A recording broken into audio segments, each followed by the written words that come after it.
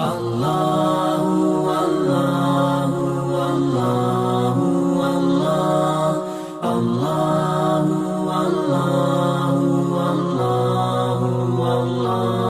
Bismillahirrahmanirrahim. Assalamualaikum warahmatullahi wabarakatuh. Innal hamdalillah nahmaduhu wa nasta'inuhu wa nastaghfiruh wa na'udzu billahi min shururi anfusina wa sayyiati a'malina. Wa man yahdihillahu fala mudilla lahu wa man yudlil fala hadiya lahu. Asyhadu an la ilaha illallah wa asyhadu anna Muhammadar Rasulullah. Allahumma sholli ala Muhammad wa ala ali Muhammad. Qala Allah Ta'ala, ya ayyuhalladzina amanu taqullaha haqqa tuqatih wa la tamutunna illa wa antum muslimun. Wa qala ya ayyuhalladzina amanu taqullaha wa qulu qawlan sadida yuslih lakum a'malakum wa yaghfir lakum dzunubakum wa ma yuti'illaha wa rasulahu faqad faza fawzan 'azima. Amma ba'du. Bapak sekalian, ikhwan fillah rahimakumullah, alhamdulillah jumpa lagi dalam kajian di malam hari ini di pembacaan kita Riyadhus Shalihin. Marilah kita tata niat kita masing-masing untuk belajar sunnah ini biar semuanya mendapat belas kasih daripada Allah Ta'ala. Allah berkehendak pada kita diberi pahaman, juga kita diberi kemudahan oleh Allah Ta'ala untuk mengamalkan ilmu-ilmu kita yang pernah kita pelajari bersama ini. Adapun sudah itu kita lihat kembali di bab, masih melanjutkan bab fadlil bukai min khosyatillahi ta'ala wa syauqan ilaihi. Bab keutamaan menangis karena takut kepada Allah Ta'ala dan karena rindu, ya nangisnya itu karena rindu kepada Dia Allah Ta'ala. Setelah saya bacakan sampai hadis yang keempat, sekarang hadis yang kelima.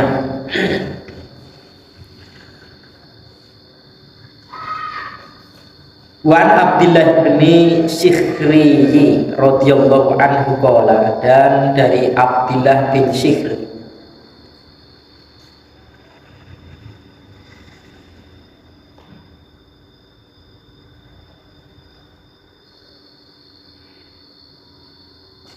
As-Sikhir, Abdillah ibni Sikhir radhiyallahu anhu qala berkata, ataitu Rasulullah sallallahu alaihi wasallam wa huwa yusolli.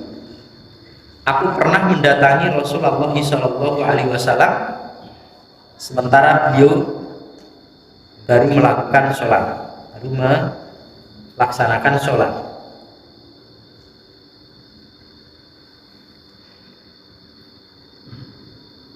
Walijau fihi, dan pada kerongkongan beliau itu azizun, suara isaan, ka azizil mijani, sebagaimana isaan al-aji al-azizi, itu ada suara yang di dalam dada, seperti suara itu. Al-mirjal itu tempat air yang dipakai untuk memasak air, periuk aja gitu ya, periuk isaan yang kayak seperti periuk ya, periuk yang diberi air kemudian bawahnya ada api, itu kemudian bersuara. Ketika mau mendidih kan ada suaranya. Dadanya Nabi ketika sholat seperti itu ya. Kalau isaan tidak tepat ya, suara kemerungsung. Minal bukai, dari sebab tangisan.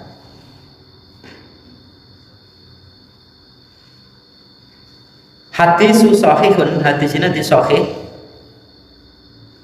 Rawahu Abu Abu Dawud meriwayatkan Abu Dawud wa Tirmidzi dan Tirmidzi fi Syama'il pada kitab Syama'il bi isnadin shahihin dengan sanad yang sahih pula. Jadi si Abdullah bin Sihir ini pernah rawuh di rumahnya beliau Nabi, pernah mendatangi Nabi Shallallahu Alaihi Wasallam. Ketika datang kepada Nabi itu beliau baru melaksanakan sholat. Nah, tidak dijelaskan apakah ikut sholat atau tidak. Cuma dia ini mendengarkan apa yang ada dalam dadanya Nabi itu seperti periuk yang kayak air yang mendidih, air mendidih. Kalau di kitab Bulughul itu yujarjir itu ya. Yujarjir itu kan diartikan seperti air yang gerojok ke polah. Di bab itu kan ada itu. Gerojok ke polah. Tapi kalau ini air yang mau mendidih ketika dikasih api di bawahnya itu kemudian rusuk gitu. Suaranya seperti itu. Dan Nabi didengarkan seperti itu. Ya bisa jadi ikut sholat juga, saking dekatnya kepada beliau. Ya, kalau berdua kan bisa jejer ya. Tidak ada yang berpendapat imamnya agak maju sedikit, ada yang sejajar. Kalau menurut Imam Bukhari ya, satu orang laki-laki itu tidak bisa dijadikan shaf. Jadi satu orang laki-laki tidak bisa jadi shaf, maka harus jejer. Nah, dua orang bisa jadi satu shaf. Nanti kalau ada datang lagi maka makmumnya ditarik ke belakang. Nah, 2 orang, 3 orang sama imam, berarti 2 orang bisa menjadi shaf. Nah, tapi ya boleh saja agak maju sedikit ya monggo. Hal-hal seperti yang ada perbedaan yang sama-sama ada dalil boleh, persilahkan. Ini bukan untuk ditabrakkan, tapi untuk dijadikan satu pilihan. Oh, pegangan saya hadis ini, oh pegangan saya hadis ini, kan lebih enak, lebih enak memahami daripada perbedaan kaum muslimin. Tidak harus mengikuti saya karena yang mengajarkan saya, misalkan ya tidak. Contohlah Rasulullah SAW mengajarkan ilmu yang banyak, tapi sebutan kepada orang yang belajar kepada beliau adalah wahai sahabat-sahabatku. Seandainya wahai murid-muridku juga bisa sebetulnya. Karena antara sahabat dengan murid itu akan lebih kedekatannya dengan sahabat. Karena namanya sahabat kan saling membantu, ya, saling sehat menasihati. Berbeda dengan antara murid dengan guru itu agak, yang namanya murid itu pasti agak berbeda sama kepada gurunya, tapi kan sama sahabat. Masya Allah ya Rasul, tawadunya seperti itu. Ilmu yang sampai kepada sahabat itu melekatnya luar biasa. Karena yang disampaikan oleh Rasul itu adalah betul-betul ikhlas dari lubuk hatinya paling dalam, maka diterima oleh sahabat itu juga lubuk hatinya yang paling dalam. Maka dalam tata cara dalam penuntutan ilmu itu, masya Allah para sahabat itu tidak tanggung-tanggung. Apapun akan dikorbankan untuk mendapatkan satu ilmu. Semacam itu. Kemudian kalau di hadis ini betapa Rasulullah Shallallahu Alaihi Wasallam ketika menghadap kepada Allah Taala itu segitu khusyuknya. Jadi sholat dengan menangis itu boleh. Makanya ketika Rasulullah Shallallahu Alaihi Wasallam sakit, kemudian mengutuslah si Abu Bakar As-Siddiq radhiyallahu anhu untuk mengimami pada saat itu, maka Aisyahlah yang pada saat itu agak protes kepada Rasulullah. Ya Rasulullah, jangan Abu Bakar As-Siddiq, jangan bapakku. Bapakku itu seorang laki-laki yang cengeng, nanti nangisan. Apa yang dibaca tidak terdengar yang di belakang. Tapi Rasulullah sudah tahu. Pokoknya Abu Bakar As-Siddiq radhiyallahu anhu. Dan ini dijadikan alasan para sahabat itu kenapa ketika Rasulullah Shallallahu Alaihi Wasallam wafat, kemudian para sahabat itu menunjuk membaiat Abu Bakar As-Siddiq itu sebagai pimpinan kaum muslimin pada saat itu, karena memang sudah ada Apa gejala-gejala sebetulnya itu? Kok tidak ditunjuk Umar, kok tidak ditunjuk Ali, tapi Abu Bakar As-Siddiq. Bahkan ketika beliau berhijrah, yang diajak untuk berangkat berhijrah itu adalah Abu Bakar As-Siddiq, tidak dengan Umar. Padahal kalau Umar secara hitung-hitungan akal aman, siapa yang berani dengan Umar? Berangkat hijrah ya yang lain sembunyi-sembunyi, kalau Umar terang-terangan ya, memamerkan diri, besok soal berangkat hijrah itu. Tidak ada yang berani, kok tidak itu? Inilah pertimbangan Rasulullah adalah mengedepankan orang yang kedekatan kepada Allah Ta'ala lebih awal dan lebih pengorbanannya luar biasa. Kan pengorbanan Abu Bakar As-Siddiq dibandingkan sahabat lain kan berbeda, dan masing-masing sahabat punya kelebihan sendiri-sendiri. Kelebihannya kan menginfakkan semua hartanya di jalan Allah. Terus kemudian ketika orang-orang itu tidak percayanya Rasulullah Shallallahu Alaihi Wasallam ketika cerita tentang Isra Mi'raj, Abu Bakar As-Siddiq orang yang membenarkan pertama kali. Masya Allah. Seperti itu. Nah, ya, robaniyah itu didahulukan oleh Rasulullah daripada ilmiah. Kalau sekarang rata-rata ya surah ilmiah lah. Kadang-kadang memang agama itu kadang-kadang tidak masuk dalam ilmiah karena tidak sanggup, bukan tidak bisa diilmiahkan, tidak sanggup untuk menerima karena sedikitnya ilmu yang diberikan kepada kita. Jangankan kita ini malaikat itu kan kita tanya tidak ada kan lahir malana hilama alam tanah dan termawat. Tidak ada ilmu kepada kami ya Allah kecuali apa yang telah kau ilmukan kepada kami. Seperti itu.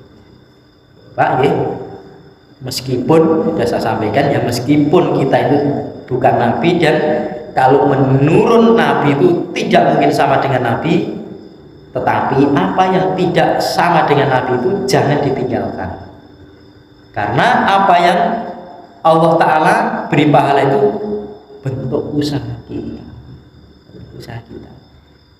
jadi usahanya semaksimal mungkin sudah mentok dan sudah pahalanya segitu oleh Allah Ta'ala.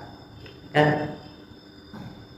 apa namanya, orang-orang yang mengusahakan diri untuk supaya dirinya itu tidak masuk ke dalam kubangan api neraka itu sejauh mana, maka akan dihargai oleh Allah Ta'ala sampai dipepetkan oleh apa yang disampaikan oleh Nabi SAW ya, supaya orang itu menolak daripada neraka itu walaupun separuh daripada biji kurma. Kan buatan enten regane separuh biji kurma harganya berapa, tapi kalau itu bisa jadi untuk menolak ya, kemampuanmu segitu untuk menolak daripada neraka, lakukanlah. Jadi artinya kadang-kadang dalam berinfak, kalau dari infak ya, uang 1000 itu nilainya lebih besar daripada 1 juta. Kadang-kadang orang melarat ya, punya uang 10.000 nanggung anak, nanggung istri, dia sanggup menginfakkan 1000 itu sudah bagus, ngempet-ngempet ya. Orang uangnya itu miliaran, mungkin triliunan, cuman infak 1 juta itu enteng buat mereka. Kalau dinilai karena banyaknya jelas mereka kalah, tetapi Allah Ta'ala tidak segitu. Itulah letak keadilan Allah sesuai dengan apa namanya, buat kita itu tenanani gitu, rekasani. Dan orang beramal itu kita usaha, sabar juga tidak ada batasnya, tidak sebagaimana orang-orang di sana. Sabarnya ada batas, tidak ada, terus bersabar. Ibadah juga begitu. Yang penting berjuang. Kapan Islam akan jaya? Bukan urusan kita, bukan urusan kita. Maka ya, orang kudu ngenangi menangi bahasa Jawa. Orang kudu ngerti menangi. Coba bayangkan Mus'ab bin Umair, orang di Mekahnya orang kaya raya, orang tuanya gitu, keluarganya mentereng. Tapi begitu dia masuk Islam, ikut hijrah, bajunya tambalan. Ketika perang Uhud, dia daftar perang. Itulah yang membuat Utsman bin Affan itu ketika mau berbuka puasa banyak hidangan dia menangis. Jadi terbayang orang yang mana Mus'ab bin Umair ini, orangnya tawadu, orangnya masya Allah jagoan dalam peperangan, dia itu pemberani gitu ya, tapi dia sudah syahid di medan perang. Sudah apa yang dijanjikan oleh Allah Ta'ala diberikan di surga, di kontan di sana. Lah si Utsman ini khawatir kalau jatahnya di surga itu dilongi, bahasa kita dilongi kayak gini dunia ini karena kekayaan. Dia merasa, ya Allah, bagaimana dengan jatah saya ini, apakah terkurangi dengan adanya engkau memberikan keutamaan yang ada di dunia ini. Khawatir dia masuk ke dalam jannah. Nah kalau Rasul kembali sini sholat sampai segitunya, padahal mata kodama mintabi mata akhor, dosanya diampuni ya, yang telah lalu kalau memang ada, yang akan datang kalau memang ada. Dan Rasulullah SAW orang yang paling termulianya dari awal sampai akhir. Jadi tidak ada orang yang paling termulia sampai hari kiamat itu yang menandingi daripada Rasulullah SAW. Jadi kita mengambil contoh itu orang yang gitu. Dan nanti dapatnya berapa? Tidak. Berapa? Tergantung pengorbanan kita, keikhlasan kita dalam mengikuti apa yang telah diperintahkan oleh beliau. Apa yang diperintahkan beliau? Ya. Menangis Rasulullah. Apa yang ditangiskan oleh Rasulullah? Takut neraka, mestinya tidak. Tidak akan masuk neraka kok. Masya Allah. Jadi, masa Rasulullah takut neraka, tidak akan masuk neraka kok. Semuanya itu. Tapi Rasulullah itu Masya Allah sampai segininya. Kalau kita belum ada jaminan dari Allah Ta'ala, kadang-kadang kita pede,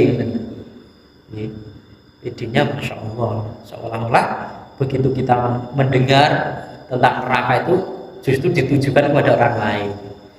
Ketika diceritakan tentang kesombongan ditujukan orang lain. Ketika ditujukan tentang kedengkian ditujukan orang lain.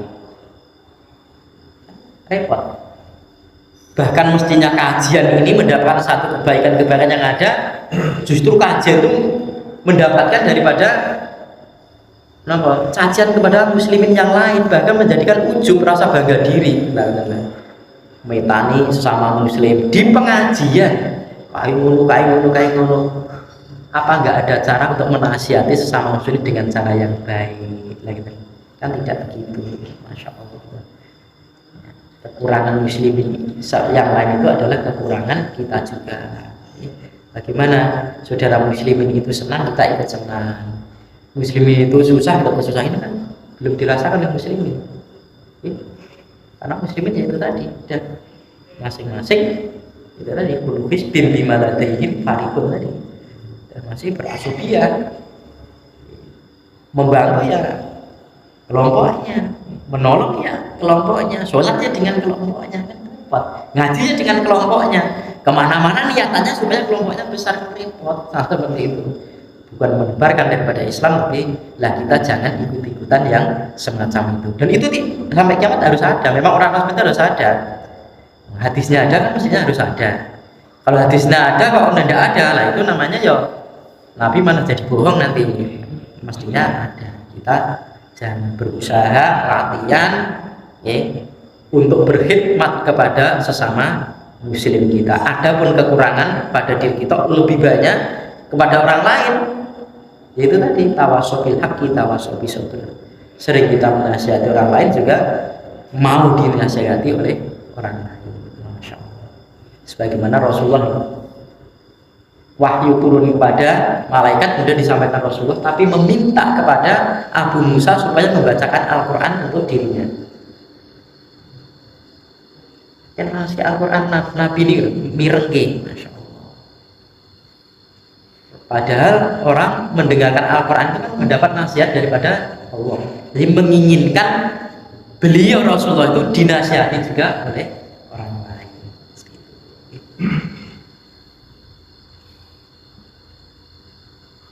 sholat beliau itu sampai seperti itu mentoknya.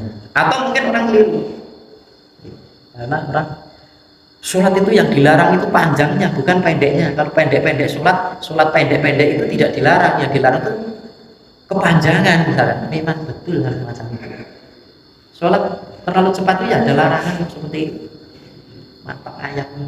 Artinya ya disuruh khusyuk, disuruh tumaninah, itu menunjukkan begitu ya. Rukuk saja belum sampai rata terus. Nah, itu namanya kan tidak tumaninah macam itu. Salatnya kedawan sing diwaca aja mau diwaca wailul lil mutaffifin atau abasa wa tawalla sampai selesai. Itu ya tidak kepanjangan, karena kita tidak terbiasa sholat panjang, akhirnya barang sesuatu yang itu sebetulnya bukan sholat panjang dianggap sebagai panjang. Atau Jumatan surat Al-Jum'ah sama munafikun, wah sholatnya kesuwen, ya tidak aturan ada sunnah seperti itu. Atau sabihis dan hal ataka misalkan, itu tidak kepanjangan, cuman belum keterbiasaan. Ini Rasul sholatnya beliau sampai begini dadanya ini, Masya Allah, ada suara air yang mendidih, muluh.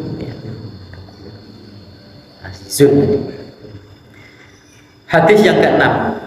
Wa an Anasin radhiyallahu anhu qala, dan dari Anas radhiyallahu anhu qala berkata, qala Rasulullah sallallahu alaihi wasallam li Ubay bin Ka'b radhiyallahu anhu. Beliau Rasulullah sallallahu alaihi wasallam berkata kepada Ubay bin Ka'b radhiyallahu anhu. Sabda beliau, innallaha azza wa jalla, sesungguhnya Allah azza wa jalla amaroni, memerintahkan kepadaku, kata Nabi, an aqra'a alaika, supaya aku membacakan kepada engkau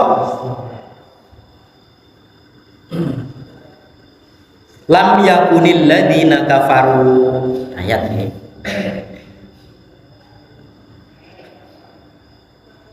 Qala berkata Ubay bin Ka'b, wasamani laka, dan menamaiku kepada engkau ya Rasulullah. Qala bersabda Nabi, na'am, oh iya. Fabaka, maka menangis si Ubay bin Ka'b tadi, muttafaqun alaihi wa fi riwayatin, dan dalam satu riwayat faja'ala Ubayyun yabki, maka menjadikan si Ubay tadi menjadi menangis disebabkan itu. Jadi di sini dari Anas bin Malik itu ya, Anas bin Malik yang pernah menjadi bukan pantun, melayani daripada Nabi, itu pernah berkata ketika Rasulullah Shallallahu Alaihi Wasallam berkata kepada Ubay bin Ka'b, soal Nabi itu mendapatkan perintah daripada Allah Ta'ala supaya membacakan ayat surat Al-Bayyinah ini, ayat ini kepada dia, lam yakunil ladzina kafaru, tidak akan orang-orang kafir min ahlil kitab wal musyrikin mufakkina hatta ta'tiyahumul bayyinah ini, dan orang-orang tidak akan percaya padamu, tidak akan beriman kepadamu, orang-orang kafir, orang-orang musyrik, ahlul kitab, sampai datang kepada mereka itu adalah hatta ta'tiyahumul bayyinah, tadi keterangan-keterangan yang jelas, Ini kan menerangkan tentang itu, sampai nanti kita temui wa matafarraqal ladzina utul kitab. Jadi sebetulnya awalnya itu orang itu kalau kita belum menyampaikan kebaikan itu biasa-biasa saja, masih senang sama kita. Tapi begitu kita menyampaikan kebaikan, maka mereka itu berpecah, menyanggah kebaikan yang ada ini. Nabi Muhammad dulu sebelum menjadi Nabi Muhammad ini, orang itu senang semua kepada Nabi Muhammad, semuanya. Kepercayaan kepada Nabi Muhammad itu pol, sampai mendapat gelar Al-Amin. Orang sudah pasti ini anak ini bisa dipercaya kepada Muhammad pada saat masih anak sampai remaja. Bahkan saat itu ketika merenovasi Ka'bah, diambil keputusannya karena masing-masing pimpinan kabilah ini, masing-masing pimpinan suku ini menginginkan mengembalikan Hajar Aswad ini ke tempatnya. Nah, yang lainnya juga dari kalangan kami saja. Nah, akhirnya diambillah keputusan ketika Rasulullah SAW, katakan Nabi Muhammad saat itu belum jadi Nabi kayaknya nih, ketika Muhammad ini diambil, bagaimana pendapatmu? Maka ya sudah, batu itu kasihkan kain, taruh di kain, kemudian masing-masing kepala kabilah, kepala suku itu bawa, gotong, semuanya kan bekerja, merasa diorangkan, masa diwibawakan di situ. Ambil keputusan, pakai. Tapi begitu Nabi Muhammad itu mendapatkan wahyu, fasda bima tu'mar ya Muhammad, ya sudah, kamu dakwahkan dengan secara terang-terangan ya Muhammad. Wah sudah, baru orang-orang itu satu persatu dia itu mencaci maki. Begitu orang baik itu dicaci maki, nanti akhirnya akan lebih jelas kebaikannya, siapa orang yang baik dan siapa orang yang kotor. Nanti begitu. Asal orang yang baik ini tidak menanggapi. Kan ada ketika dikhutbahi, diomong orang-orang jaya kan, waqalu salama kan gitu. Dan namanya orang-orang tidak tahu, tidak bodoh, kok ditanggapi, sudah aduh selamat mawon. Ya. Nanti akan tahu sendiri orang-orang itu aja nanti. Mereka baik sampai sekarang. Orang-orang yang baik itu kok dicaci maki, nanti justru akan meninggikan derajatnya orang ini. Begitu orang itu menampakkan kebaikannya di mata orang, maka Allah akan menenggelamkan. Begitu orang itu menyembunyikan kebaikannya karena takut dia itu kesombongan atau dia itu takut karena riya, nanti Allah akan memunculkan. Rasulullah juga begitu, dimusuhi tapi apa jawabannya? Fi qulubihi marad fazadahumullahu marad. Di dalam hatinya orang-orang mencela Nabi Muhammad itu ada penyakit, dan ditambah penyakitnya apa kok ditambah? Setiap orang itu dihalang-halangi itu masuk Islam, justru orang berbondong-bondong masuk Islam. Kan saya mangkel, duh kita halang-halangi kok saya dodro tuh ini, saya mangkel. Nah sudah seperti itu. Yang namanya kebaikan itu sudah pasti akan dibela oleh Allah Ta'ala, tinggal kita yakin atau tidak. Nah, kalau kita tidak merasa memperbuat dan kita dicaci maki, tidak perlu seperti itu. Ada orang kehilangan apa di masjid itu ya, udah dirasanya pakai ternyata tas itu dibawa kain, atau sandal itu dibawa kain. Ya jangan aja, tidak usah keluar, tidak usah berbuat. Bapak sekalian, ulang buatan nyolong sandal atau nyolong tas yang berikut buatan perlu. Kalau ada sesuatu kayak Rasul itu ya, disebutin ya mudamam, diem. Orang yang celaka lah gitu, diem. Nah, orang yang tukang racun lagi diem. Aisyah kan itu diam saja ke Rasulullah, itu orang-orang itu. Dan aku mau tahu mudamam, nyelui mudamam lah sama Muhammad tuh. Karena tidak ada kepentingan, maka dakwahku juga rusui lah, dakwahku juga rusui. Sudah, kalau kita melayani orang-orang yang semacam itu, maka waktunya habis untuk melayani itu, kemudian kita tidak ada jalan untuk dakwah. Ngurusi umat ini nanti akan tersita, energi kita akan tersedot ke sana. Apalagi ngurusi masalah sesama muslim yang kayaknya itu sudah kayak begini, sudah adanya itu cuman masya Allah. Sekarang muslimin kan begitu terkena fitnah sudah diam, diam aja. Karena apa, bicara pun sudah salah, sudah salah. Tuduh apa aja sudah salah. Intinya diam. Kayak Aisyah itu orang yang paling suci-sucinya itu ya orang, bahkan menjadi kecintaan istri Rasulullah itu dituduh dengan sopan itu dulu kan enak nangis Arab jawab yura kanggo itu loh, alah itu membela diri lah itu loh. Kan buktinya kamu runtung-runtung lah itu. Akhirnya jawab ya salah, diam tidak salah. Maka bapak-bapak sekalian, kalau kamu bicara itu nilainya 100 dan kamu diam itu nilainya 100, maka lebih baik diam. Tapi kalau kamu bicara nilainya 102 atau 101 dan kamu diam itu nilainya 100, lebih baik bicara. Itu dinamakan diam itu masih ngoten niku. Podo-podo ki ngomong nilainya ya 100, ki menang ya 100 sih menang. Karena nanti sama-sama benar dengan orang yang banyak bicara sama orang diam ini. Kalau orang-orang yang pintar itu akan lebih mempertimbangkan orang yang diam. Diamnya beda. Kan ngoten nggih. Makanya ada peribahasa air yang suaranya gemuruh kita adanya orang rajin gula kan ini kan. Hasilnya tekan sampai segitu itu. Dan sesuatu yang sudah diperkirakan tidak manfaat bagi kita itu sudah tinggalkan. Dan ini adalah contoh orang-orang muslimin. Sesuatu yang tidak manfaat tinggalkan. Kalau ada manfaatnya lakukan semacam itu. Nah kembali ke di sini sampai ke situ nah. Saya ini ahli kitab itu tadi tidak akan beriman seperti itu, tidak mempercaya itu. Nah sampai menangis di sini. Dia merasa dirinya itu ditinggikan oleh Allah Ta'ala atasnya aku mungkin itu ya. Sampai memerintahkan kepada Rasulullah SAW untuk menyampaikan wahyu ini kepadaku, memberikan tahu soal hal perihal oleh orang-orang kafir, orang musyrik, orang ahli kitab, sampai segitunya angin ini seperti itu.